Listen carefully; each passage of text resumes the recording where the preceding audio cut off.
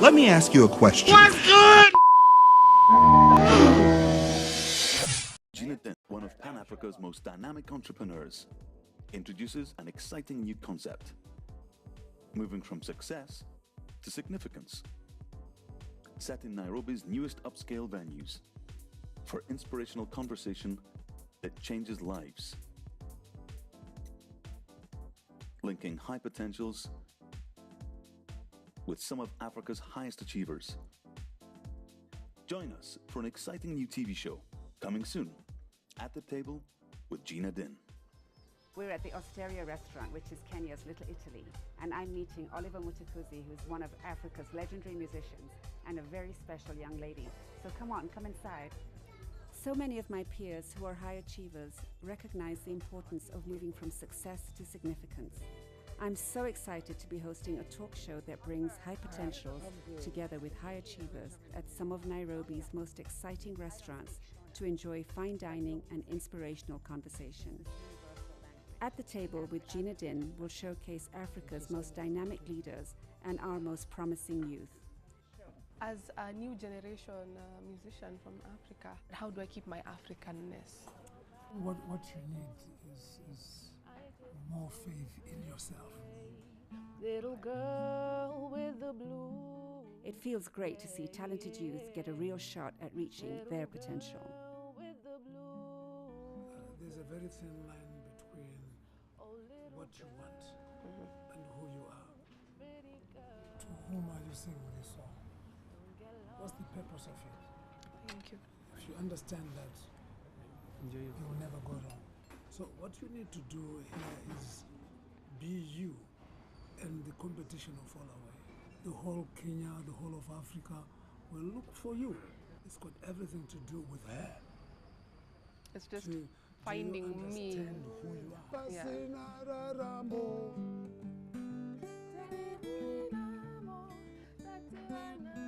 Yeah, Toddy, what shall we do? What shall we do?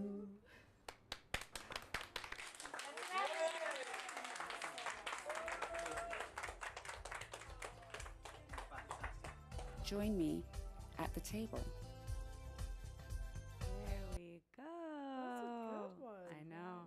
So for all of you who are just joining us now, we have the lovely, I'm sure you've all figured it out, Gina Din. You know, and trying to put even like notes together to introduce you, it was ridiculous going through your bio. It was just like, wow, how do I mean, I'm sure everybody already knows this, but to be the mastermind behind a huge PR company that continually wins prestigious awards, let alone being appointed the ambassador for, you know, Red Cross and then for the Gina Din Foundation. And I mean, my gosh, you've just, and So you're much. still going every single It's a great day. journey. It's a really, you know, it's just that's the fun thing. It's a journey. It's not Well, even it's about the definitely destination. inspiring us. And that's a beautiful thing that you say. And you always talk about that it's not about the destination, it's about the journey. And that's why I really wanted to have you on for Power Talk today, because one thing that we always say at What's Good is that we feel like young people, you know, if you're going to strive for something, if you're going to really motivate yourself to become something in your life, let it be something that is genuinely feeding you. And my first thing I wanted to ask you is, for people that feel like what they really want to do with their lives, it's so far out of their reach. Say if you're born somewhere that feels far from where you need to be, what's the first thing that you feel like someone needs to do within themselves in order to push themselves to that level where they can start to leverage themselves and go towards the career or the life or the dream they have? I think it's a real disadvantage to start thinking about where you're from. I think, you know, for me, that's the starting point. Is because if we started doing that, then none of us would do anything. I think we need to, you know, to look at where we're going, and you know, and just sort of plot out the journey to the destination that we want to reach.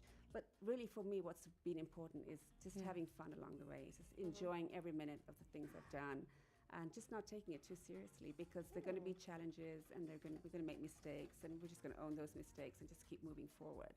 That's and an I amazing think outlook. I think young people just get discouraged very easily. Like, oh no, you know, I failed at this. I don't think I could do it. But you know, we just got to pick ourselves up and just keep on going. What were any things that you did when you were younger in those moments where you feel like, wow, I really done it now. I blew this up. I failed. It's hijacked. I can't move forward with my career. What are some things that helped you pick yourself up and turn things around again and again? For the better. Yeah. I think it was just, you know, an internal, like, instinctively I knew that I was going to go forward.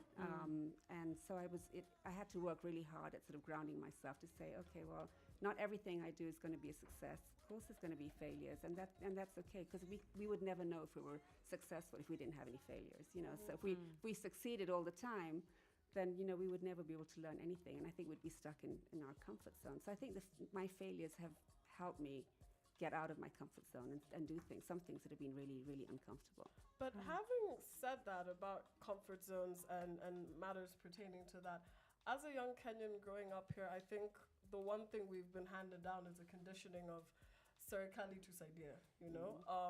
The government must fix this, must fix this, must fix this. And since this is Power Talk and we're here to talk about empowering people, really, what words of empowerment can you give young people and the country as a whole? Because there's a mindset, especially in this country and in this continent, of inability to do stuff, that someone's going to save us, and not seeing that the person who's going to save us is us. There's no one else but us. So what would you say to that? Yeah, I think this whole sort of issue of dependency is huge, just across the continent, because we're from this sort of extended family thing, and, somebody's always there to take care of us. But, increasingly, the younger generation don't have that. And so we're going to have to do stuff for ourselves. And I think that was an advantage for me, is that I, really wasn't from a big family.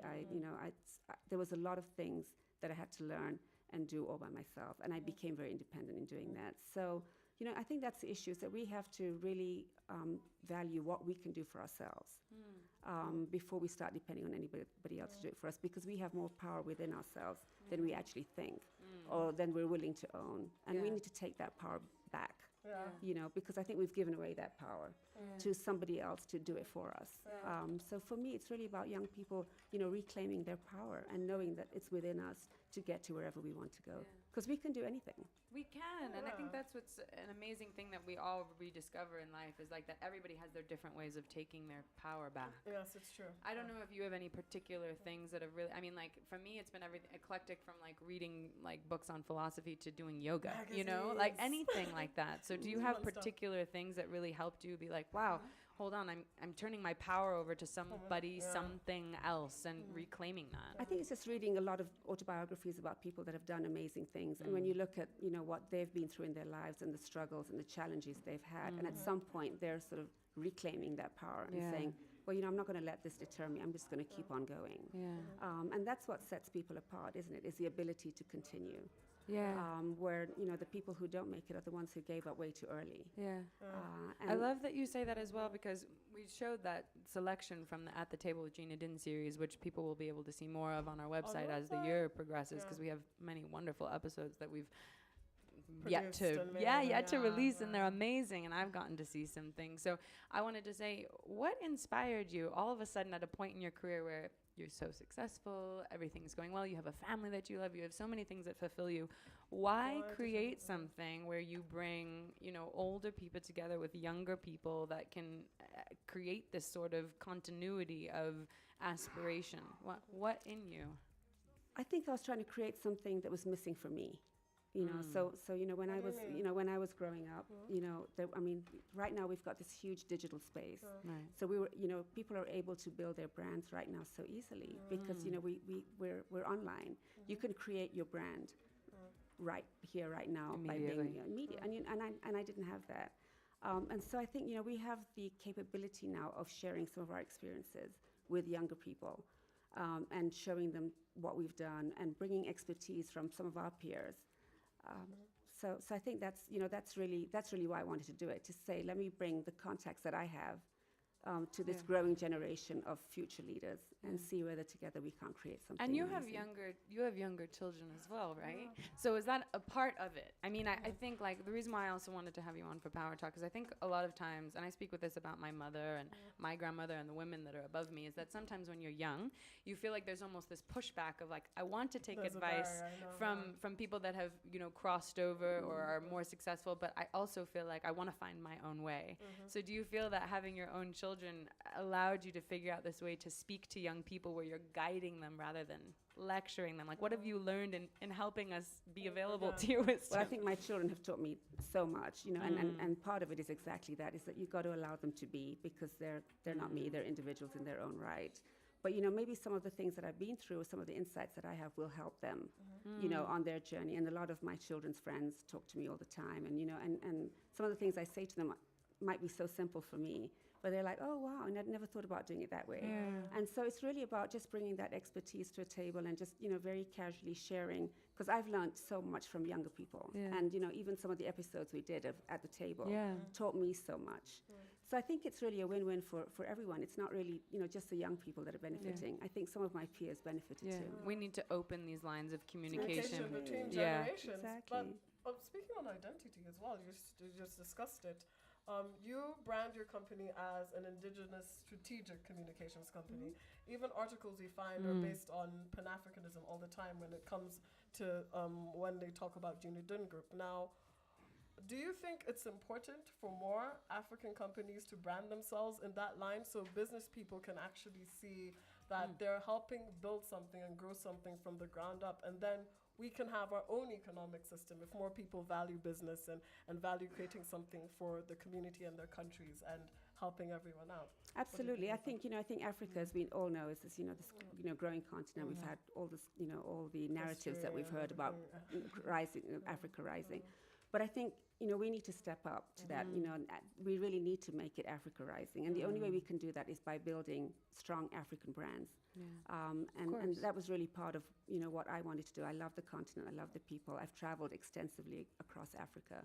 And we have a great story, so if we can get together and tell the story in our own way and write our own script, we'll just encourage people to come to the continent. But it also help us, determine our own destiny. And for me, that's really important. Oh, that's great. That's beautiful. That's Last wonderful. question I want to ask you on that note is, for any young people out there that are watching that have a dream of building their own brands and really standing in this territory and in this market rather than only focusing on the outside.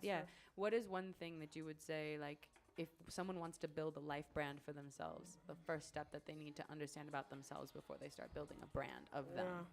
You know what, Mariska, I think we're building brands continuously. Everything we do is about building our brands. So I think, I think sometimes we make the mistake of saying, when I build my brand, not realizing that every single minute of the day we're building our brand, we're creating our reputation. So, I think we need to be aware of that every single moment of our life, we're building our brand. It's not something that you do out there. It's what we do continuously. And more and more now that we have the digital space, we're continuously building our brand. That is great advice. That is brilliant advice. Thank you so much for being here. Thank you for having me. It's been great. I'm so excited. That's amazing. And on the note of building brands, we will next be having our darling Alexis for What the Fashion. So you're going to see some photos now soon of some people on the Golden Globes red carpet. Because just as we see from the lovely Gina here, everything you wear, everything you say, everything you do is part of you and reflects you. So thank you so much for being here today on our Power Talk.